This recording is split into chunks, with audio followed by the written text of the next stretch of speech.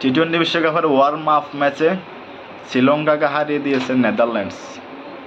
নেদারল্যান্ডসের মতো একটা পুচকে দল হারিয়ে দিল কাকে?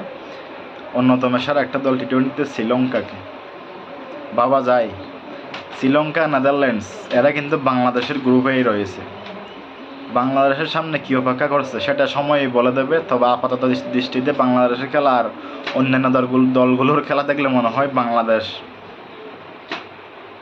যে ফর্মে আছে মনে হয় না তেমন একটা ম্যাচ জিততে পারবে টি-20 বিশ্বকাপে, সেটা সময় বলে দেবে। তবে শ্রীলঙ্কাকে যে গতকালকে নেদারল্যান্ডস হারাই দিল, নেদারল্যান্ডস টার্গেট দিয়েছিল 181 রানের, তো শ্রীলঙ্কা শেষ পর্যন্ত করতে পেরেছে 18 ওভার 5 বলে 160 রান।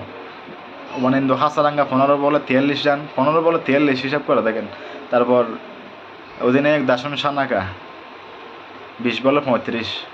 এদের উড়াদুরা ব্যাটিংয়ের পরেও 160 রানের বেশি নেদারল্যান্ডসের বিপক্ষে করতে পারে নাই শ্রীলঙ্কা। ফলাফল 20 রানে নেদারল্যান্ডস বিজয়ী। বাংলাদেশের জন্য কঠিন সময় অপেক্ষা করছে। তো আরেকটা কথা, নেদারল্যান্ডস যদি হারাইতে পারে কাকে? শ্রীলঙ্কাকে। এখন বাংলাদেশেও হয়তো হারানো উচিত শ্রীলঙ্কাকে। আবার গত বিশ্বকাপে তো বাংলাদেশ নেদারল্যান্ডসের সাথে হারছিল, মনে আছে আপনাদের?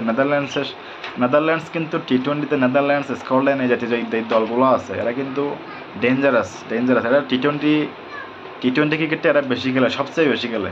গত বিশ্বকাপেও 22 বিশ্বকাপেও নেদারল্যান্ডসের কাছে হেরেছিল বাংলাদেশ, আমার খেয়াল আছে। কিন্তু বাংলাদেশের জন্য অশনি সংকেত অপেক্ষা করছে টি-20 বিশ্বকাপ। বাংলাদেশ যদি মিরাকল কিছু করাইতে না পারে তাহলে বাংলাদেশের জন্য খবর অতটা ভালো নয়।